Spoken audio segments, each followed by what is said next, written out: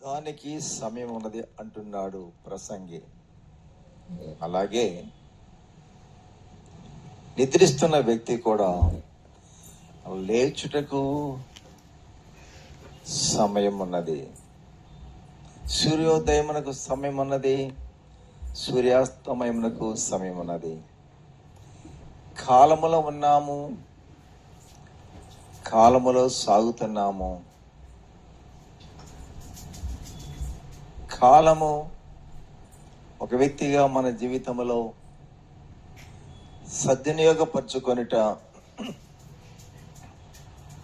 అది వ్యక్తి యొక్క జీవిత చర్యగా ఉంటుంది.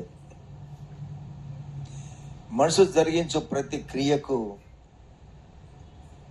ప్రతిఫలం ఉన్నది.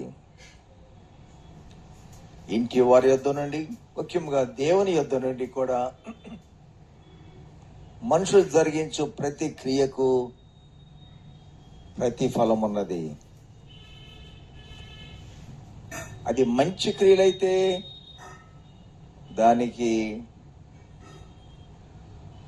ప్రత్యుత్తరముగా బహుమానములు, అప్రిషియేషన్, లేక దీవెనలు, ఆశీర్వాదములు.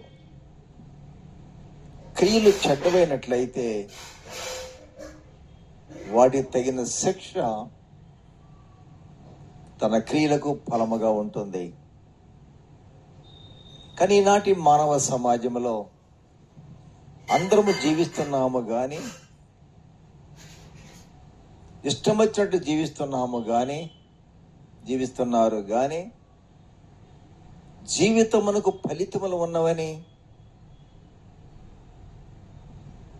ఆ విషయాన్ని మరచిన వానిగా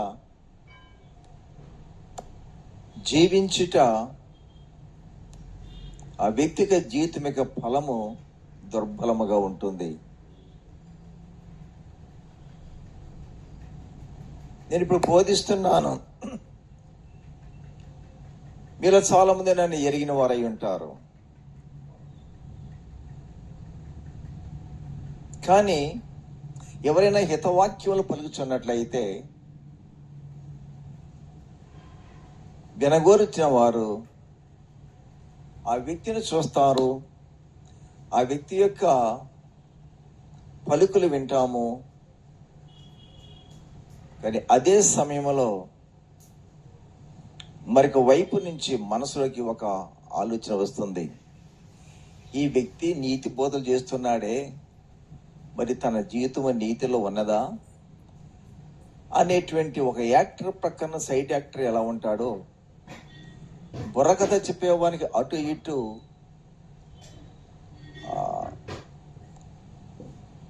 కథకు చెయ్యి కలిపేవారు ఎలా ఉంటారో,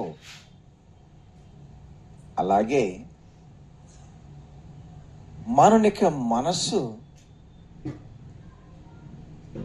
సూటిగా ఒక వ్యక్తి మాటలు మనం వింటున్నప్పటికీ కూడా ఇరువైపుల నుండి ఒక ప్రశ్నలు వస్తూ ఉంటాయి. అవునా, నిజమేనా, ఇతను నీతి బదులు చేస్తున్నాడు కానీ నీతిమంతుడిగా ఉన్నాడా అనేటువంటి సాధారణంగా వస్తూ ఉంటాయి. వాటిని కేవలం పక్కగా నెట్టి వినగోరుట కూడా సరైన పద్ధతి కాదు.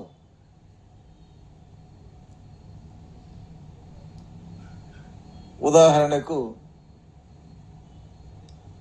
ఇలాంటి వేదిక మీద ఒకవేళ ప్రసంగం చేయాలన్నా, నేను లేక ఎవరైనా పాటలు పాడాలన్నా,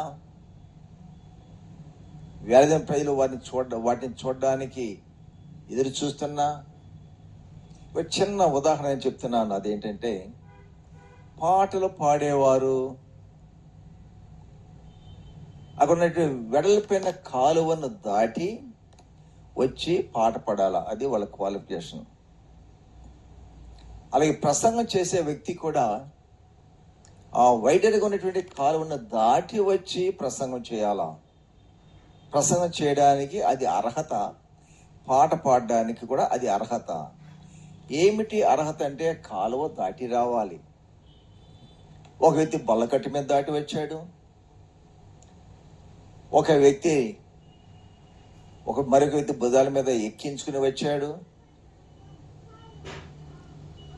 అనర్గళంగా పాట పాడాడు, అనర్గళంగా ప్రసంగం చేశాడు. ఏమిటయ్యా నీ క్వాలిఫికేషన్ అంటే, ఆ కాలువ దాటి వచ్చిన వారే అర్హులు పాట పాడడానికి అన్నారు. కాలువ దాటి వచ్చాను, ఓకే గుడ్. కాలువ దాటి వచ్చిన అనుభవమే ప్రసంగానికి అర్హత అన్నారు. నేను కూడా ప్రసంగానికి చేయడానికి కాలువ దాటి వచ్చాను. అయితే ఒక వ్యక్తి వచ్చి ఆగాగా నువ్వు పాట పడుతున్నా, నీ అర్హత ఏంటి అనేది, వాక్యం బోధిస్తున్న అర్హత ఏంటి అన్నాడు. కాలువ దాటి రావడమే అర్హత అన్నారు కదా, అందుకే కాలువ దాటి వచ్చాను అన్నారు. అయితే కాలువ ఎలా దాటి రావాలట? ఈత ఈదుకుంటూ తనకు తనుగా దాటి రావాలట. అది అర్హత. మరి ఇద్దరు బోధించువాడు పాట పాడువారు కూడా దాటి వచ్చారు, కానీ ఈదుకుంటూ దాటి రావాలట, ఈదకుండా దాటి వచ్చారు. ఇంతకి వారు అర్హులా? అర్హులు కాదు. మరి పాట ఎలా ఉంది? అనర్గళంగా ఉంది. ప్రసంగం ఏమైంది? చాలా అనర్గళంగా ఉంది. వినువారు చాలా సంతృష్టి పొందారు. పాడువారు బోధించువారు కూడా చాలా సంతృష్టిగా బోధించి పాట పాడారు. కానీ ఆ నిర్వాహకులైన వారు వారికి బహుమానములు లేదు, కానీ వారికి ఒక పనిష్మెంట్ ఇచ్చారు. బహుమానం ఉన్నది అన్నారు, విధానము తప్పితే పనిష్మెంట్ కూడా ఉందన్నారు. ఏమిటి అంటే, ఆ కాలువను దాటి రావాలంటే ఈదుకుంటూ రావాలి. వాడికి 2 చేతులు లేవు, కానీ ఎవరి భుజాల మీద ఎక్కి వచ్చాడు. తానుగా ఈది రావాలంటే ఈదు స్థితిలో లేడు. అలాగే బోధించువాడు కూడా ఈత రానివాడిగా ఉన్నాడు. ఏదో ఒక విధంగా బలగట్టి మీద యువతలుగా వచ్చాడు. ఒక విధంగా ఇద్దరు దాటి వచ్చిన వారే, కానీ విధానం తప్పిన వారు. బహుమతి పొందలేదు, కానీ శిక్షకు వారు అర్హులైనారు. అలాగే దేవుని పనులు చేయడానికి మనకు అర్హత కావాలి. అనర్హులు అర్హులు కాదు, అర్హులే దానికి అర్హులు. పాట పాడడానికి పాట రావడమా అర్హత? అదే సాధారణంగా బోధ బాగా ఉంటే అర్హతే, అది మన భావము. కానీ in the sight of God, దేవుని యొక్క దృష్టిలో అది కాదు. పరిశుద్ధత లేకుండా ఎవడనో దేవునికి ఇష్టుడయ్యుండుట అసాధ్యము. అది అసాధ్యము, అది అసాధ్యము. కాబట్టి అర్హత మొదట కావాలి. అర్హతను బట్టి అడుగులు ముందుకు వేయాలి. అలాగే ఇక్కడ మనం చూసినట్లయితే ఈ రాత్రికాల సమయంలో సమాజము ఎలా ఉన్నది, ఎక్కడ ప్రజలు ఉన్నారో అక్కడ నుండి దుర్వార్తలు వినబడుచు ఉన్నాయి. ప్రజలు ఉన్న స్థలం నుంచి దుర్వార్తలు. వ్యక్తిగత జీవితాల్లో వ్యక్తులు ఎలా ఉన్నారు అంటావు. వార్తలు వ్యక్తుల యొక్క ప్రవర్తన విధానమే వార్తలుగా వస్తూ ఉంటాయి. సమాజంలో ఉన్న వ్యక్తులు అన్ని కోణాల్లో కూడా, కొన్ని పట్టణాలు చూస్తే సంవత్సరం మొత్తం మీద కూడా ఆ పట్టణంలో కనీసం 5 యాక్సిడెంట్ అన్నా జరుగుతాయి అంటే అలా జరగని పట్టణాలు కూడా ఉన్నాయట.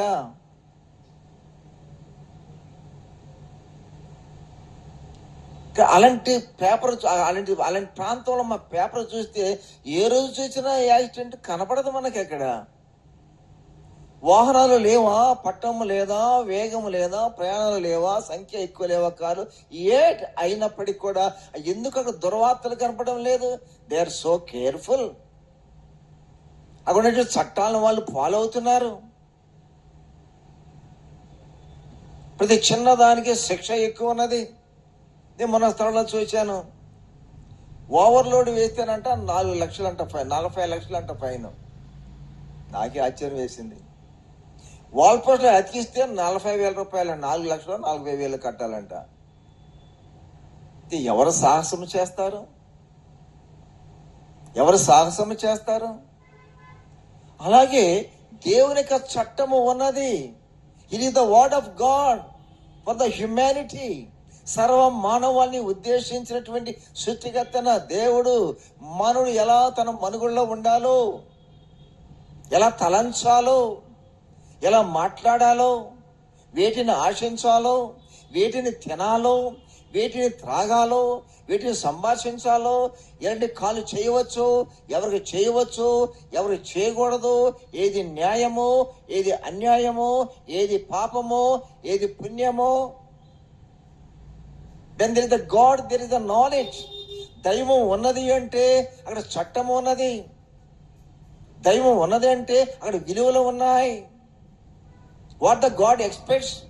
దేవుడు ఏమి కోరుకుంటున్నాడు మానవులైన మన దగ్గర? ప్రభుత్వం ఏమి కోరుకుంటుంది పౌరుల దగ్గర? తల్లిదండ్రులు ఏమి కోరుకుంటున్నారు బిడ్డ దగ్గర? భర్త ఏమి కోరుకున్నాడు భార్య దగ్గర? భార్య ఏమి ఆశిస్తున్నది భర్త దగ్గర? A well to do life, నేరరహితమైన జీవితము కావాలని దేవుడు ఆశిస్తున్నాడు. మరి వార్తాపత్రిక ఎక్కడ చూసినా, ఎప్పుడు చూసినా దుర్వార్తలే కనబడుతున్నాయి. ఎందుకని? ఉన్న వ్యక్తులైన వారు దుష్ట ప్రవర్తన కలిగి ఉండినందువలన దుష్టక్రియలు చేస్తున్నారు కాబట్టి దుర్వార్తలు వస్తున్నాయి. ఉన్న వ్యక్తులే దుర్వార్తలకే చోటిస్తున్న వ్యక్తులు దుర్జనులుగా ఉన్నవారు సజ్జనులుగా మారినట్లయితే మరి క్రియలు మారిపోతాయి. ప్రతి వ్యక్తి సజ్జనుడైపోయినట్లయితే, ప్రతి వ్యక్తి యొక్క నడవడికలు తన చేతున్న ప్రతి క్రియ, ప్రతి పదము, ప్రతి నడక, ప్రతి చర్య, ప్రతి మూమెంట్ కూడా అది అక్షరానుసారముగానే కాకుండా అది వాక్యానుసారముగా ఉంటుంది. కాబట్టి దేశం ప్రశాంతముగా ఉంటుంది. దేశంలో పరిపాలించే నాయకులు ప్రశాంతముగా ఉంటారు. ఇందులో బీపీలు షుగర్లు ఎక్కువైపోతా ఉన్నాయి. దేశాన్ని పరిపాలిస్తున్న వారు అనుక్షణము కూడా ఏం జరుగుతుందో కలవతోనూ ప్రతి వార్త దుర్వార్తగానే ఉన్నట్లయితే దేశాన్ని పరిపాలించిన నాయకులైన వారు యొక్క జీవితానికి బీపీలు షుగర్లు రాకుండా ఏం చేస్తాయి? అలాగే కుటుంబ పరిధులలో, అలాగే భర్త పరిధులలో, అలాగే భార్య పరిధులలో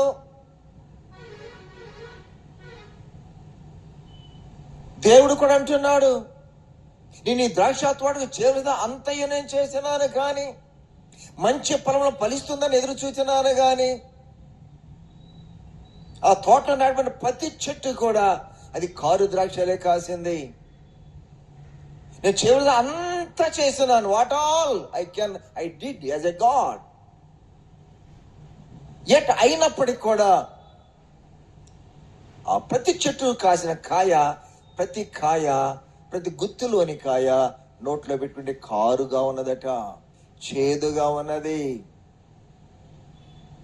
చెడ్డదిగా ఉన్నది.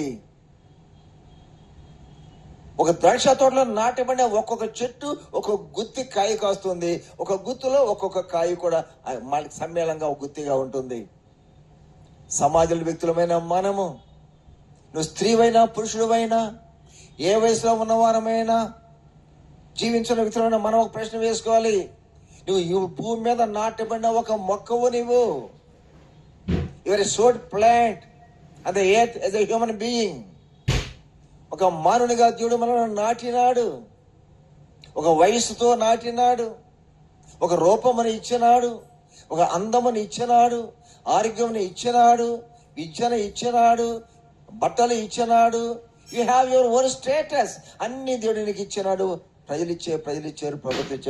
ప్రభుత్వం ఇచ్చినది.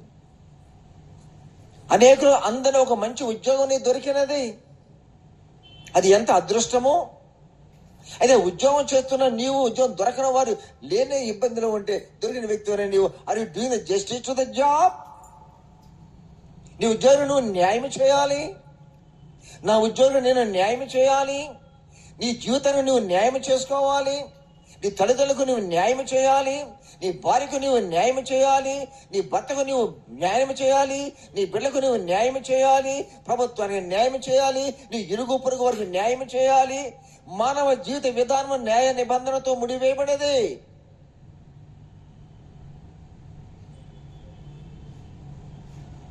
కంచు మ్రోగినట్లు కనకమ్మ మ్రోగునా. ప్రియ మానవా, దేవునికి వాక్యం బోధిస్తున్నది. పెద్దలైన వారు చెప్పిన సూక్తులు కూడా మాట్లాడుతున్నాయి. కంచు మ్రోగినట్లు కనకమ్మ మ్రోగుతుందా? అది మోగదు. శబ్దం కావాలంటే కంచు కావాలి, విలువ కావాలంటే బంగారం కనబడాలి. సజ్జనుండు పలుకు చల్లగాను. వ్యక్తి అయిన వాడు వ్యక్తే కానీ ఆ వ్యక్తి అయిన వాడి గుణము అది సజ్జనుడై ఉండాలి, సజ్జనుడై ఉండాలి, సద్గుణమై ఉండాలి. అప్పుడు సద్లక్ష్యములై కలిగిన వాడిగా ఉంటాడు. ఎక్కడ ఫోన్ చేశాడా? ఆ మాటలు ఎవరు విన్నా, ఏ వయసు వారు విన్నా, మిత్రులు విన్నా, శత్రువులు విన్నా, అబ్బా ఏమి విలువైన మాటలు, దేవుడే మాట్లాడుతున్నాడు అన్నట్లుగా ఉన్నవి ఆ మాటలు. ప్రేమ యవనస్తులైన వాళ్ళారా, నీ సంభాషణ అది ఉప్పు వేసినట్లుగా, అది విలువైనదిగా, సమాజానికి కావలసినదిగా ఉన్నదా? నేను నా మధ్యాహ్నం ఇంట్లో కూర్చొని మా మనవాళ్ళకి మనవరాళ్ళు కూర్చున్నారు, వాళ్ళకి వాక్యం బోధించాను. ఇప్పుడు నేను వేది దగ్గర వస్తుంటే అమ్మగారు అన్నారు, మధ్యాహ్నం మన పిల్లకి వాక్యం చెప్పేవే, ఆ వాక్యం చెప్పవా ఇప్పుడు వెళ్ళి? ఎందుకు ఆ వాక్యం చెప్పమని అంటున్నారామే? ఆ వాక్యంలో ఉన్న సాంద్రత ఆ వినవలైన వారి జీవితమునకు ఎంత దోహదం ఇస్తుందో, ఎంత గ్రహింపునిస్తుందో, ఎంత పరివర్తన ఇస్తుందో, ఎంత మేలు చేస్తుందో. అవును ప్రియ శ్రోతలైన వాళ్ళరా, ఎక్కడ ప్రజలు ఉన్నారో అక్కడి నుంచి కొన్ని వార్తలు. ఏమిటా వార్త? ప్రతి మానవ యొక్క చరణం కూడా అది ఒక వార్త. ఎన్ని రకాల వార్తలు ఉన్నాయి వ్యక్తుల నుంచి వెలువడేవి.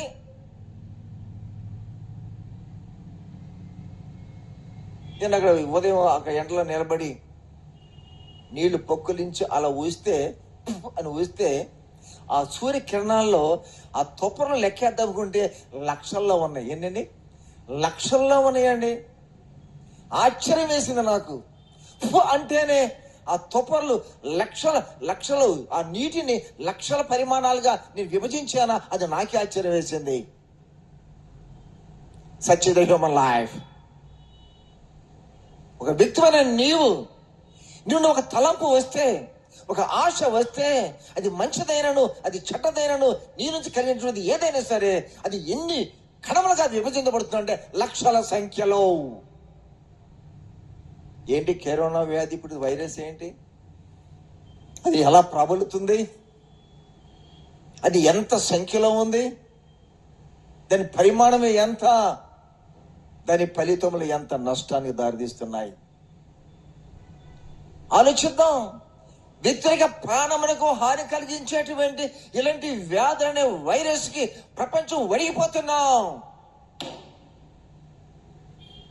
కానీ వాక్యంలోకి వెళ్ళినట్లయితే ఆ వైరస్ ఎక్కడ పుట్టింది, ఎలా పుట్టిందని మనం ఆలోచించినట్లయితే virus is nothing but the result of the human bad life.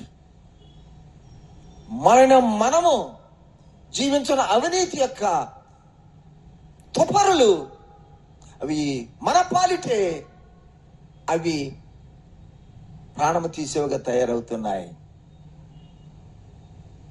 అందుకే వాక్యం చక్కని మాట మాట్లాడుతే, నరుడు ఏమి విత్తునో ఆ పంటనే కోయను,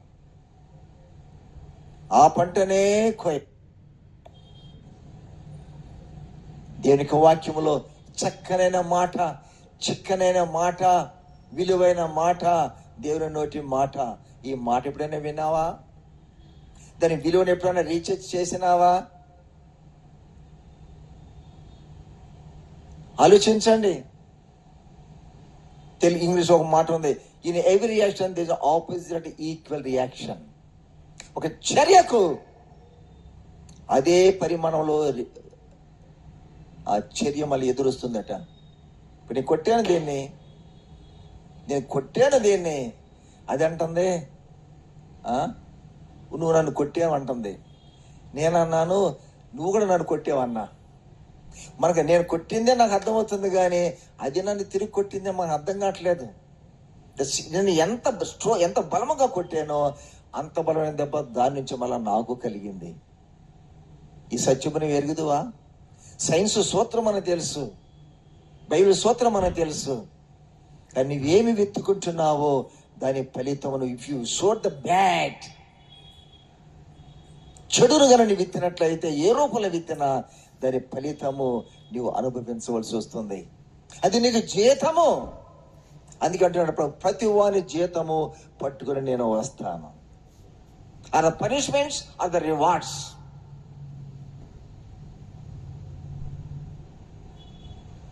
చూడండి, ప్రభుత్వం కూడా అంతే. కొంతమందికి రివార్డ్స్ ఇస్తుంది, కొంతమందికి జైలు శిక్షణ ఇస్తుంది, కొంతమంది ఉరి శిక్షణ ఇస్తుంది, కొంతమంది మెల్ల ఉడి వేస్తుంది ప్రభుత్వము, కొంతమందికి మెడలు, ఆ మెడకి మెడలు తగిలిస్తారు, అది తాడుతోనే వేస్తారు. ఉరిది తాడే, మెడలది తాడే, కానీ అది దీనికి చాలా వ్యత్యాసం అన్నది.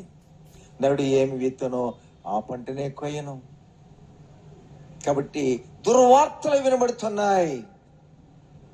వ్యక్తులు ఎక్కడ ఉన్నారో అక్కడ జరుగుతున్న క్రియలను బట్టి ఆ వార్తల పేరు దుర్వార్తలై ఉండాలా, లేకపోతే సద్వార్తలై ఉండాలా.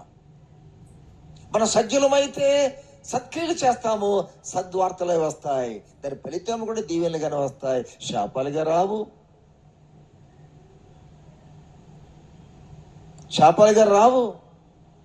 మరి నిన్న మనం కూడా చెప్పుకున్నాం కదా, ద్వితీయోపదేశకాండములో 26వ అధ్యాయంలో మనం చూసినట్లయితే అక్కడ ఏం కనపడుతుందో మనకి, దేవుని కట్టడలు, విధులను, ధర్మశాస్త్రమును ఎవరైతే విని పాటిస్తారో వారికి అన్ని దీవెనలేనట. ఆ 14 వచ్చినములు వాటిని ఎవరైతే ఉల్లంఘిస్తారో వారికి అన్నీ కూడా వారికి శాపములేనట. ప్రజలు ఉన్నారు, దేవుడిచ్చే శాస్త్రంలో ఉన్నాయి. ఏ ప్రజలైతే దేవుని శాస్త్రంలో బద్ధులుగా ఉంటారో అలాంటి వారికి 14 వచనంలో రాయబడి దీవెనలు వారికి ఇస్తాడట దేవుడు. There the rewards what we sow or what we did. మనం ఏమి జీవించినామో మన క్రియలకు ప్రతిఫలము ఆ వాక్యానుసారం ఉన్నట్లయితే అన్ని దీవెనలే. అన్ని దీవెనలు, అక్కడ రాయబడిన మాటలన్నీ దీవెనలు దీవెనలు దీవెనలు దీవెనలు అన్ని అక్కడ సత్క్రియలు జరిగించారు. కాబట్టి అన్ని కూడా దానికి వచ్చిన ఫలితములు కూడా దీవెన తర్వాత దీవెన, దీవెన తర్వాత దీవెన, blessing after blessing, blessing after blessing, grace after grace, grace after grace. అదే ఆజ్ఞలను ఎవరైతే ఉల్లంఘిస్తారో అలాంటి వ్యక్తులు సజ్జలనే పేరు పోయి వారు దుర్జనులని పేరు వచ్చేస్తుంది. కానీ వారు అన్నిటిని ఉల్లంఘించినారు కాబట్టి దాని ఫలితముగా వారి మీదకి అన్ని శాపములే. ఇక్కడ ఈ దినాల్లో మనం ప్రజల వైపు నుంచి ప్రజల నుండి వచ్చిన వార్తలు, ప్రజలు ఎక్కడ ఉన్నారు అక్కడ నుంచి వచ్చిన వార్తలు చూసినట్లయితే అవి దుర్వార్తలుగా ఉన్నావా, అవి సద్వార్తలుగా ఉన్నాయా? మనము దుర్జనులుగా ఉండి దుష్ట చేయరాని చేస్తున్నట్లయితే అవి దుర్వార్తలు, వాటి ఫలితము కూడా శిక్షలు, శాపములు, వ్యాధులు, నష్టములు, అనేక కోణాలు.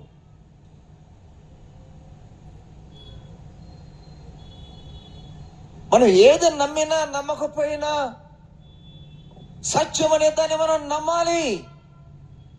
సత్యం అంటే ఏమిటి అంటారు? సత్యం అంటే ఏమిటి? సత్యం అంటే ఏమిటి అంటే నువ్వు చేస్తున్నది దుష్క్రియ అయితే దాని ఫలితం పొందుతావు, అది మంచి క్రియ అయితే మంచి పనులు పోతావు. అదే, అంతకు మించిన ట్రూత్ ఎక్కడ ఉన్నది? అంతకు మించిన సత్యం ఎక్కడ ఉన్నది? అంతకు మించిన దైవం ఎక్కడ ఉన్నది? దైవం అంటే ఏదో అనుకో మాకు, నీవు సత్యం అంటే ఏదో అనుకో మాకు, శాపం అంటే ఏదో ఎక్కడి నుంచి వస్తుంది అనుకో మాకు, దీవెన ఎలా వస్తుంది అనుకో మాకు. నలుమైన మనం జరిగించు మన క్రియల ఫలమే అవి, దీవెన గాని శాపములు గాని. శాప దీవెనలు కావాలా? కట్టడలను అనుసరిద్దాం. మహోన్నతుడైన మా ప్రభువా, మీ లేఖన భాగాన్ని బట్టి మీకు వందనాలు చెల్లించుకుంటున్నాం. అవగాహన మీరు మాకు దయచేయండి. మీకు మాకున్న బంధము, లోకానికి మాకున్న బంధము, కుటుంబ వ్యవస్థలో మాకున్న బంధము, ఎన్ని బంధాలతో మేము ముడివేయబడ్డామో మీ వాక్యంలో మేము విన్నాము. మేము కలిగి ఉన్న బంధములన్నిటిలో కూడా ప్రభా మేము జస్టిస్ చేయడానికి మాకు సహాయం చేయము. అట్లా మీ కృపను మాకు దయచేయమని యేసు నామమున వేడుకుంటున్నాము మా తండ్రి. ఆమేన్.